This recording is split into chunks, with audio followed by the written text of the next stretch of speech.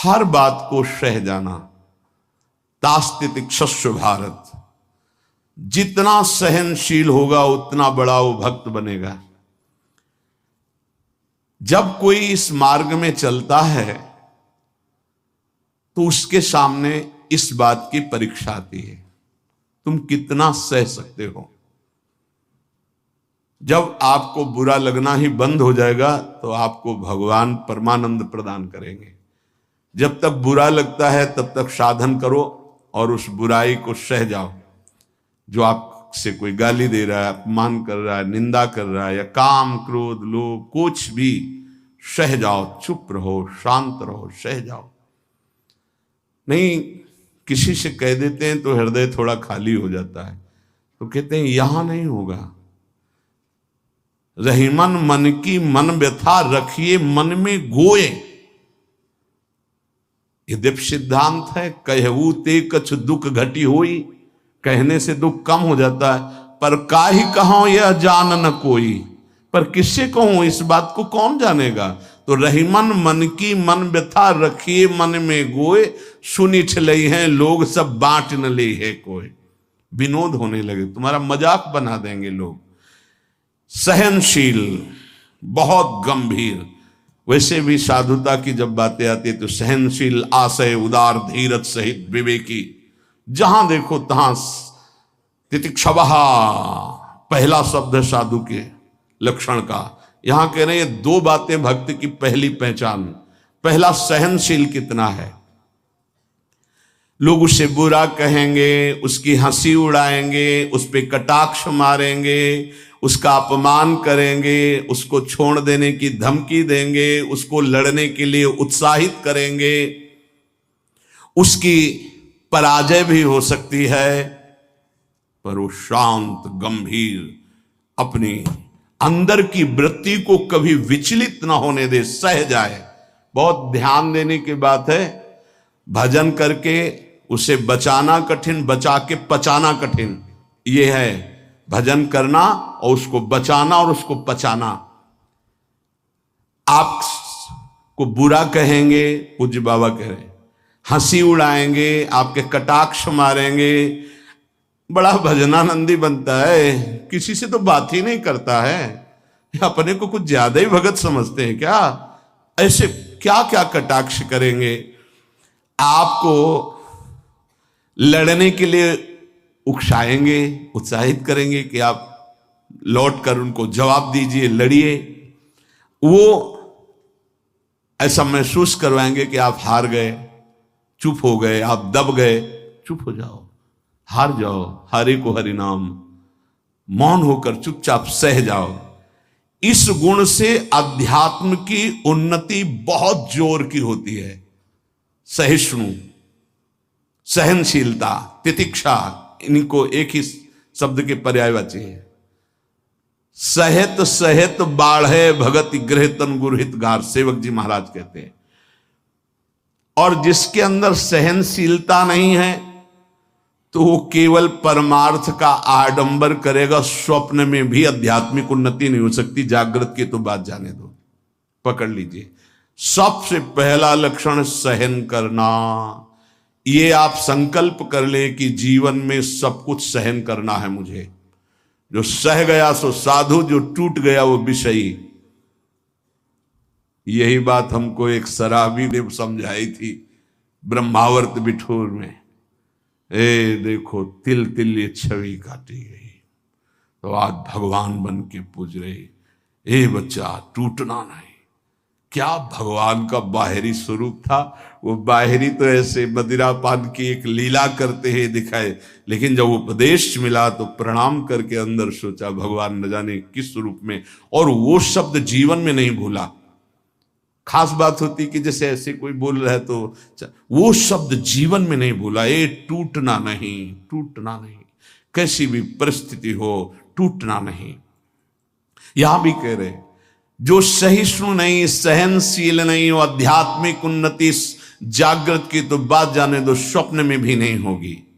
कुछ नहीं हाथ लगता, आडंबर केवल रहता है। अतः भक्त को अधिक से अधिक नाम जप के द्वारा ये शक्ति बढ़ानी चाहिए सहन करने की। कितना भी कुछ भी अंदर कोई विकार, मनोवेग, वाणी वेग, उदर वेग, जनेन्द्रीय वेग, कोई भी वेग, सब चुपचाप सह जाओ। ये मार्ग है सहन करने का, सहन करने का। भगवत प्राप्ति का जो मार्ग है वो सहन करने का मार्ग है। शांत, अपने मन की बात किसी से भी मत कहो, कहो तो केवल प्रभु से कहो, अगर कहना ही है, नहीं तो कहने की जरूरत नहीं, वो देख रहे हैं, उन्हीं का विधान रचा हुआ है, उनसे क्या कहना। वो भोरी सखी का एक पद में है ना, दिल दे करके दिल की सुख दुख की बातें क्या कहना, जब दिल ही दे दिया तो क्या सुख दुख की बातें कहना। पहला तो ये हुआ सहिष्णु, सहनशीलता, और दूसरा नाम जप। ये दो से भक्त की पहचान, दो चीजें। निरंतर नाम जप हो रहा है कि नहीं, हर प्रकार के आक्रमण को आप सह रहे हैं कि नहीं, बस यही भक्ति की पहचान। और तो सब लक्षण आ ही जाते हैं। नाम में जितनी अधिक शक्ति है उतना कोई वर्णन ही नहीं कर सकता। इतनी अधिक अचिंत शक्ति नाम में है। नाम में जितना मन लगाओगे तो तुम्हारा मन निर्मल और तुम्हारा बल बढ़ता जाएगा और वो निर्बल होता जाएगा। दोनों बात समझ लो, मन निर्मल और निर्बल। निर्बल तुम्हारे अधीन। अभी क्या है, मन बलवान और हम उसके अधीन हैं, और मन मलिन तो हमको संसार में फंसा रहा है। नाम में जितना आपका भाव बनता जाएगा, श्रद्धा विश्वास बनता जाएगा, उतनी ही तुम नजदीक प्रभु के पहुंचते जाओगे। भजन करना कठिन, करके बचाना कठिन, पचाना एक सूत्र केवल, सब कुछ सहन करना है जीवन में। भूख प्यास गर्मी सर्दी मान अपमान निंदा स्तुति सब सहन करना, चुप शांत एकदम अंदर, और नाम जप। बस ये दो बहुत जोर की बात बाबा ने बताई कि सहनशीलता और नाम जप ये प्रधान दो गुण हैं जिससे भक्त की पहचान होती। तो हम अंदर अपने करें, दूसरों पे नहीं, अपने अंदर कितना नाम जप कर रहा, हम कितना सहनशील है। जब नई नई अवस्था में साधन में आए थे तो ये मनाते थे कि कोई अपमान करे देखे कैसा लगेगा, कोई अपमान करे। फिर भगवान ने बड़ी कृपा की, बहुत अच्छे अच्छे शब्दों के स्वागत हुई, तो हृदय में भी अब कैसा लग रहा है। एक समय ऐसे सीधे गंगा के किनारे जा रहे, सामने से बड़ी गालियां और बड़े कटु वाक्य, ऐसे वैसे क्या क्या बातें, शांत एकदम चुप। कैसा लगा? मांगते थे कि प्रभु कभी अपमान हो तो कैसा लगेगा, कैसा लगा?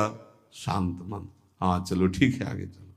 भगवान कृपा करके देते हैं। संत जन इसी से समझते कि हमारे ऊपर कितनी कृपा है। जब हमारा कोई अपमान करे हमें गुस्सा ना आवे, कोई विकार हमारे अंदर आवे, गलत चेष्टा ना हो, उसको सह गए, तब बड़ी कृपा श्री भगवान की हमारे ऊपर है।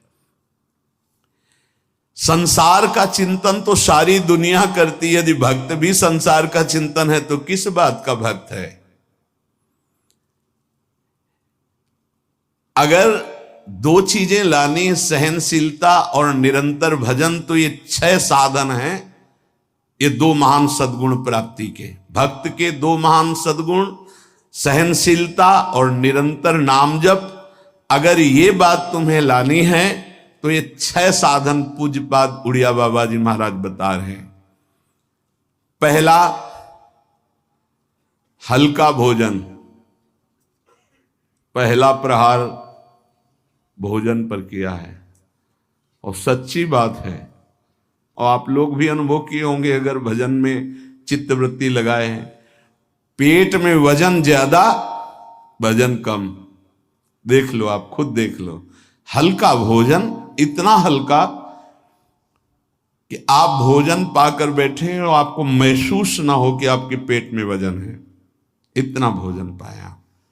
होता है जैसे 5 रोटी पाने की आपके पेट में क्षमता है तो 3 पाए, 5 पाने की क्षमता 7 पा गए, तब तो फिर 7.5 ही शनिचर आ ही जाएगा बुद्धि में, नहीं आ जाएगा।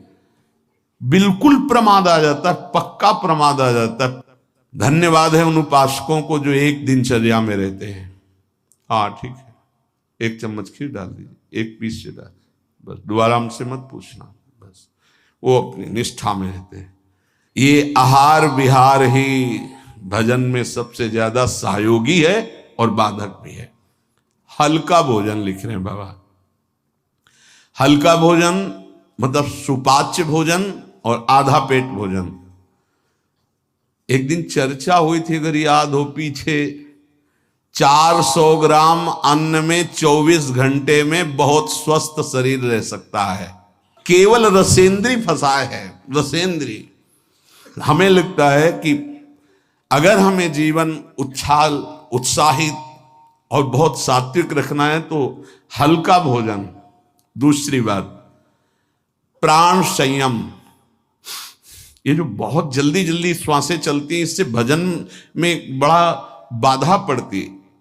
एक आराम से श्वास खींचिए, कितनी बार राधा नाम जपते हैं, फिर आराम से छोड़िए, कितनी बार छोड़ते हैं। प्राणों का संयम आवश्यक है, इसलिए 2-3 प्राण वायु का संशोधन की प्रक्रियाएं हैं जिनको सबको करना चाहिए। ये प्राणायाम के अंतर्गत नहीं, हम भजन की बात कर रहे हैं। आराम से बैठ जाओ, ऐसे दोनों स्वरों से वायु खींचो, कोई हाथ वाथ लगाने की जरूरत नहीं, पूरी खींचा और एकदम छोड़ दो।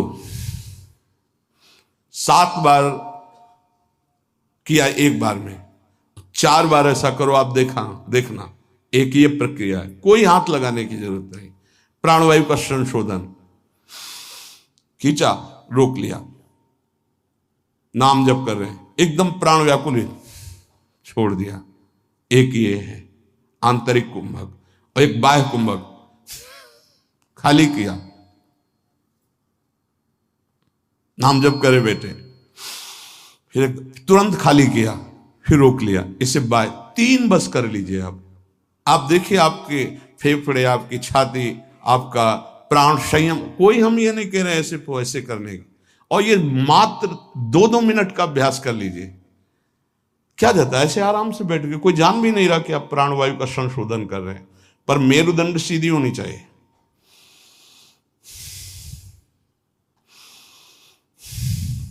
जितना अधिक खींच पाओ, अधिक छोड़ पाओ, 6 बार, 7 बार, 8 बार, बस, इससे ज्यादा नहीं। और ये 4 बार दिन में, एक बाह्य कुंभक, एक आंतरिक कुंभक, ये 5-5 बार कर ली। आप देख लीजिए आपका प्राणवायु कितना, जितना प्राणवायु पवित्र होगी उतनी सुंदर अन्न पाचन क्रिया होगी, और उतना ही आपके मस्तिष्क में एक गुदगुदाहट सी, ध्यान करने की इच्छा होगी। मंत्र जपोगे तो एक प्यारा लगेगा। अब जब प्राणवायु किसी के देखो ना, एकदम अगर एकांत कमरे में हो तो ऐसा लग रहा है जैसे धौंकनी चल रही, क्योंकि स्थूल प्राणवायु है, उसकी आवाज अलग ही सुनाई देगी। प्राणवायु का संयम, भोजन हल्का और प्राणवायु संशोधन कृपया जरूर करें, चाहे वृद्ध शरीर हो चाहे जवान शरीर हो, ये जरूरी है प्राणवायु का संशोधन। अपने तो किडनी खराब हो गई, तब से बंद हो गए, नहीं तो 45 मिनट केवल प्राणवायु संशोधन होता, तो 45 मिनट व्यायाम, और उस समय केवल भगवदा का नाम चलता था। 1 सेकंड के लिए ऐसा नहीं कि प्राणवायु संशोधन करे, नाम छूट जाए, या व्यायाम करने नाम छूट जाए। तीसरा, कम बोलना, क्योंकि नाम चलाना है और सहनशील होना है। देखो, जब हम अपनी कमजोरी किसी से कहते हैं तो कमजोरी हम पर बढ़ती है और दूसरा हमारा उपहास करता है। इसलिए अपनी कमजोरी तो बोलनी नहीं, और कोई बात भी करने की जरूरत नहीं है। थोड़ा बारा व्यवहार में आवश्यक हो तो उत्तर दे दीजिए, कम बोलना सीखें।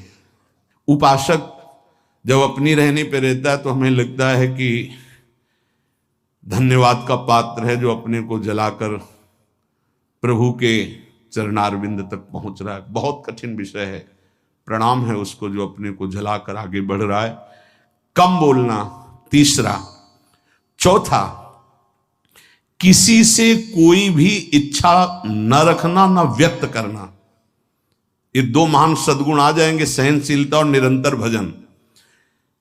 किसी से कोई इच्छा, आप आज क्या पाएंगे? नहीं, आप क्या पाएंगे? जो श्री जी की। नहीं, वैसे आपको पसंद क्या है? राधा राधा राधा। नहीं, भोजन में क्या पसंद, यही आहार है हमारा। कभी भी कोई शब्द ना निकलने पाए तो आज फिर मुंगौड़ा बन जाए, ऐसा नहीं। कोई देखो, अगर आपको वास्तविक मार्ग को प्राप्त करना है तो सिद्धांत है, कोई भी इच्छा है भी तो प्रकट नहीं करना हो। आप देख लेना, अगर श्री जी को मूंग के मुंगोड़ा ही पवाने हैं ना प्रसाद में, तो आपको मिल जाएंगे कहीं ना कहीं से। मांगने की जरूरत नहीं, कहने की जरूरत नहीं, इच्छा व्यक्त करने की जरूरत नहीं। पांचवा, जो इंद्री बहुत लालायित हो गई और उसका विषय आ गया हो तो उसका संसर्ग ना होने देना। देखो, जैसे वो दो सद्गुण कठिन है तो उनको लाने वाले साधन भी बहुत कठिन है। किसी भी इंद्री की बहुत इच्छा हुई और वैसे ही संयोग आ गया, कोई भी इच्छा, हर इंद्री में अपनी इच्छा रहती है, प्रबल इच्छा हुई और प्रारब्धवशात माया ने वही संयोग बना दिया, लो खाओ। और आपको पता है कि ये मेरे हृदय में बिल्कुल चल रहा था, कैसे मिले, और वो मिल गया, तो खुश नहीं होना। बोले संसर्ग नहीं होने देना, पाने नहीं हटा देना है। इतनी हिम्मत है। पहला लक्षण सहिष्णु, वो दूसरा निरंतर भजन। जो तुम्हारे, ये सब बातों में नहीं कह रहे, जिसकी प्रबल इच्छा थी हमारे अंदर और वही आ गया संयोग से, यही बात गुरुदेव ने बताई थी। बोले जो प्रिय वस्तु हो उसका संयोग इंद्रियों के संसर्ग में ना होने पाए और उसको भोग लगा बांट दो। तो बाबा कह रहे किसी भी प्रिय बात, प्रिय वस्तु, वो इंद्रिय भोग जब उपस्थित हो तो उसका संसर्ग ना होने देना। इससे दो सामर्थ्य जागृत होंगी, निरंतर नाम जप और सहिष्णु, सहनशील। और वाणी पाठ और अपना जो संत समागम है, इसके सिवा अकेले रहने का स्वभाव बनाना। इसमें भी जो अपने प्रियजन परिवार के जन, उनको लगने लगता है अकेले बैठे क्यों रहता है। अरे वो अपने साधन में बैठा है, उसके लिए डिस्टर्ब थोड़ी होना कि अकेले क्यों बैठे। धन्य भाग है, जैसे अपने लोगों को सूचना मिलती कि वो एकांत ही चुपचाप बैठा रहता, तो अपने को पता है, अपना हृदय शीतल होता है कि सही मार्ग है, सही मार्ग है। एकांत देश में रहने का स्वभाव होना, प्राणों का संयम होना, भोजन बहुत हल्का सात्विक होना, कम बोलना, किसी भी तरह से अपनी इच्छा को किसी के सामने प्रकट ना करना। अगर हमारे अंदर इच्छा, छठवां, अगर हमारे अंदर इच्छा आ ही गई है और उसके अनुसार प्रारब्धवशात संयोग बन जाता है उस भोग का, तो इंद्रियों का संसर्ग ना होने देना। इन 6 साधनों से ये 2 बात महान भक्त के अंदर आ जाएंगी कि वो सहनशील हो जाएगा और उसका निरंतर नाम जप चलने लगेगा। भक्त वही है जो प्रभु के नाम को परम धन, परम जीवन मानता है और हर समय ऐसे नाम जप में लगा रहता है जैसे संसारी पुरुष धन कमाने में। जो जितना भगवान नाम का संग्रह कर लेगा वो उतना ही उच्च भावना वाला बन जाएगा। भक्ति से क्या मिलता है जानते हो? भाव की ऊंचाई। बाजार में वस्तु का अगर भाव ना हो तो सड़ती रहती है, ऐसे ही भक्ति से भाव प्रकट होता है। भावहीन पुरुष सड़ता रहता है, नरकों में दुर्गति होती रहती है। अगर मनुष्य शरीर में भी है, वो विविध प्रकार की दुर्वासनाओं से सड़ता रहता है, जलता रहता है। और भक्त भावोत्सवेन भजताम रस कामधेनु, भाव में डूबा आनंद मगन रहता है। ये भाव कहां से आता है? जितना नाम रूपी धन एकत्रित करोगे उतना ही महंगा भाव आपके अंदर आ जाएगा। बोले ये तो प्रिया प्रीतम की लीला में डूबे रहते हैं, भाव कहां पहुंचा दिया? अभी कहां है? काम भाव, क्रोध भाव, लोभ भाव, अभी तुम्हारा भाव गिर गया।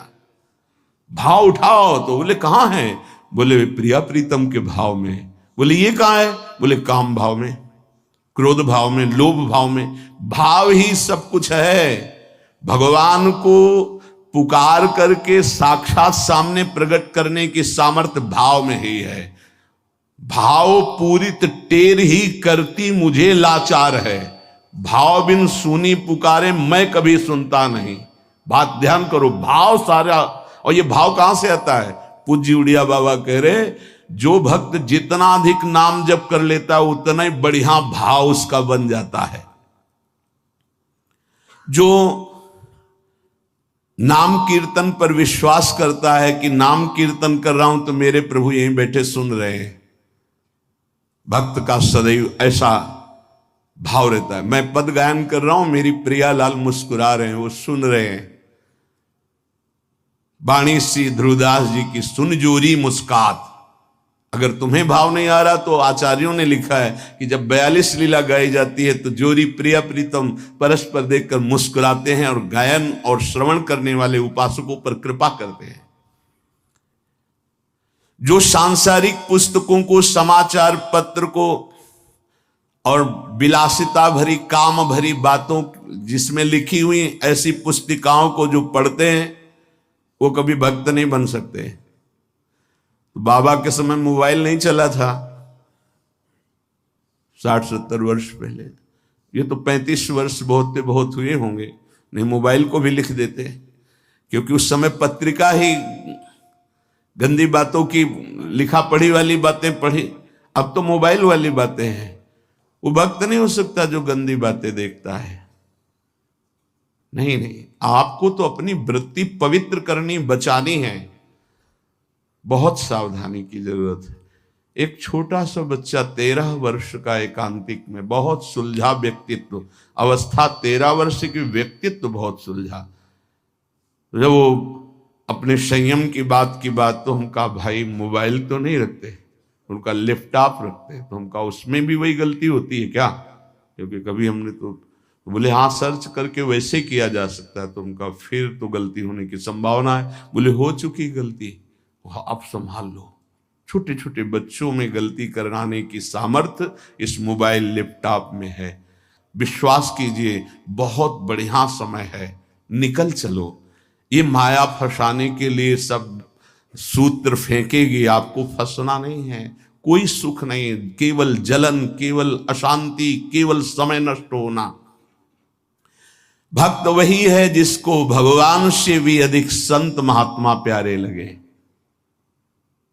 सातों सम मुहिमें जग देखा, भगवान श्री राम कह रहे हैं सबरी जी के सामने, सातों सम मुहिमें जग देखा मोते अधिक संत। पूज्य बाबा कह रहे हैं भक्त वही जिसे संत, भक्त, महात्मा भगवान से भी बढ़कर प्यारे लगे। आज राम जी के प्यारे हमें मिल गए, आज श्याम जी के प्यारे में, आज प्रियाजू के प्यारे मिल गए। वैकुंठ प्रिय दर्शना दुर्लभो मानुषो देहो देहि नाम क्षण भंगु रहा तत्रापि दुर्लभम मन्नेत वैकुंठ प्रिय दर्शनम। आहा, भगवान के प्यारों के दर्शन प्राप्त होना। भक्त वही है जिसकी जिह्वा हर समय नाम जप में लगी रहती है और बातों के लिए वो मूक हो गई है। नारायण हरि भजन में पांचों न सुहाग, जो सच्चाई से मार्ग में चल रहा है उसको अच्छा ही नहीं लगता। विषय भोग, निद्रा, हंसी, जगत प्रीति, बहु बात नहीं अच्छा लगता। भक्त वही है जो अपने चित्त को सुरक्षित रखता है। लोग और सब बाहरी वस्तुओं को सुरक्षित रखने की चेष्टा करते हैं पर चित्त को गंदा कर देते हैं। गंदा चित्त, गलत चिंतन। भक्त बाहरी वस्तुओं की सुरक्षा हो, चाहे आग लग जाए, लेकिन चित्त में सुरक्षा में कोई फर्क ना पड़े। चित्त हमारा चित्तचूर के चिंतन में लगा रहे। जहां तक बन सके अपने चित्त को बचाने की कोशिश करो। साधक अपने चित्त को सुरक्षित रहता है, अपने चिंतन को सुरक्षित रखता है। वही साधक है जो चिंतन को सुरक्षित रखे, और कोई परवाह नहीं सुरक्षा रहे या ना रहे। चित्त सुरक्षित है तो निरंतर चिंतन का प्रभाव भगवत साक्षात्कार करा देगा। भक्त वही है जो प्रभु से केवल प्रभु को मांगता है।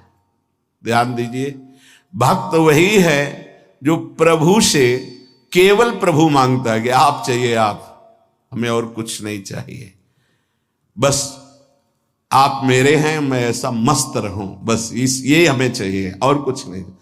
आपसे आप चाहिए, बस आपसे आपकी माया का कुछ नहीं चाहिए। आप चाहिए। भक्त वही है जो भारी विपत्ति काल में किसी भी व्यक्ति का सहारा न लेकर इष्ट के भरोसे रहता है। ये बहुत कठिन बात है।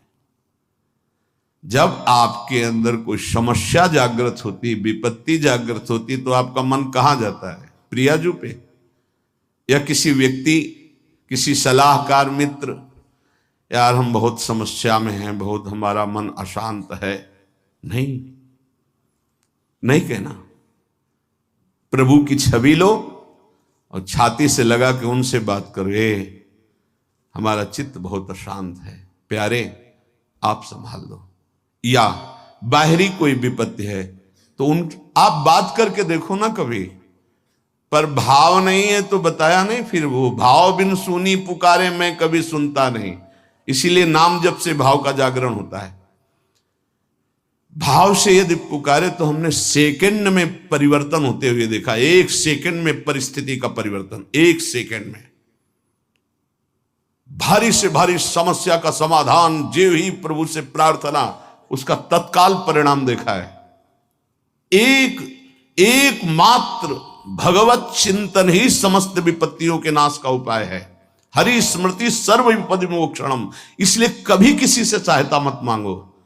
अगर किसी और की सहायता मांगी तो द्रौपदी की तरह परेशान होना पड़ेगा। आखिरी में द्रौपदी जी ने ठीक जगह सहायता मांगी। हा गोविंद द्वारिका वासिन, तो यहां से वस्त्र हटा नहीं पाया 10,000 हाथियों का बल रखने वाला दुशासन। हम लोग बड़े कमजोर भक्त हैं। थोड़ी सी भी बात हो तो हम किसी का, अन्य का सहारा ले लेते हैं। माता पिता भाई बंधु रिश्ते नाते ठीक है ये, लेकिन सहारा सिर्फ इष्ट देव का। जरा इस शब्द पर देखिए, मेरी महारानी श्री राधा रानी, जाके बल में सबसों तोरी, लोक वेद कुल कानी। किया आपने, तोड़ा आपने। सबसों तोरी लोक वेद कुल कानी, तब असलियत में मेरी महारानी श्री राधा रानी। बाबा कह रहे हैं भक्त वही है जो भारी विपत्ति काल में किसी भी व्यक्ति की सहायता के लिए न देखे, केवल प्रभु की तरफ। अब वो क्या रूप रख करके आते हैं वो देखेंगे, लेकिन किसी अन्य आश्रय में ना आ जाए, नहीं तो हमारी भक्ति बाधित हो जाएगी। प्रहलाद जी ने किसी को पुकारा क्या? किसी भक्त के जीवन में देखो, किसी के पास गए क्या हाथ जोड़ के कि जमींदार या बादशाह या किसी, कि आप हमारा सहयोग कर दो? नहीं, प्रभु देखेंगे। और वो ऐसे अंतिम समय तक कोई सहयोग नहीं कि अब अगला कदम जाएगा ये गिरेगा, और उसी कदम पे प्रभु ऐसे बस आखिरी दम तक वो देखते कि शायद कोई अंदर से पुकार पड़े किसी और को। जब देखा कि बस वो पकड़, आप निहाल हो गया, विपत्ति नहीं अब संपत्ति घेरेगी, अब कोई तुझे परेशानी नहीं, मेरी कृपा संपत्ति तेरे को सदैव दुलार करती रहेगी। पूज्य बाबा कह रहे हैं भगवान का सच्चा भक्त वही है जो भगवान से अधिक किसी को नहीं मानता। जड़ चेतन मनुष्य पशु पक्षी लोक लोकांतर मानता है तो सबको भगवत में मानता है, भगवान से बढ़कर किसी को नहीं मानता। फिर तुम किसी को अपना या पराया कैसे कह सकते हो? जब तुम श्री भगवान के हो तो तुम्हारा अपना कौन है? जब तुम श्री भगवान के हो, सम्य भगवान है, तो पराया कौन है? ये सूक्ष्मता समझिए। तुम भगवान के भक्त होकर किसी और को अपना कहते हो या किसी को पराया कहते हो, तो अभी सही भक्ति नहीं आई। ना कोई अपना और ना कोई पराया। कबीरा खड़ा बाजार में सबसे पूछे खैर, ना काहू सो दोस्ती और ना काहू सो बैर। ना कोई अपना और ना कोई पराया। यदि तुम किसी को बुरा कहते हो और किसी को भला कहते हो तो तुम्हारे अंदर भक्ति कहां है? राग द्वेष युक्त हृदय भक्ति वाला हृदय थोड़ी होता है। इसलिए इसको मिटाओ और मिटाकर समान भाव लाओ, ना कोई अपना ना कोई पराया। प्राणी मात्र में भक्त का राग द्वेष नहीं होता। भक्त भगवान के साक्षात विग्रह में दर्शन करता है। यदि धातु या पाषाण की भावना है तो अभी वो भक्त नहीं हुआ है, साक्षात मेरे प्रभु हैं। सर्वव्यापी ईश्वर तो ज्ञानी जन भी कहते हैं। भक्त की महानता है और सर्वव्यापता का भाव तो गौड़ रहे, मुख्य भाव रहे साक्षात विराजमान प्रभु है। भक्त का भाव समिट जाता है, सर्वव्यापी भाव होने के बाद वो समिट जाता है। ये दो गुण प्रधान रहते हैं और बहुत से गुण रहते हैं भक्त में, पर दो ये गुण प्रधान रहते हैं।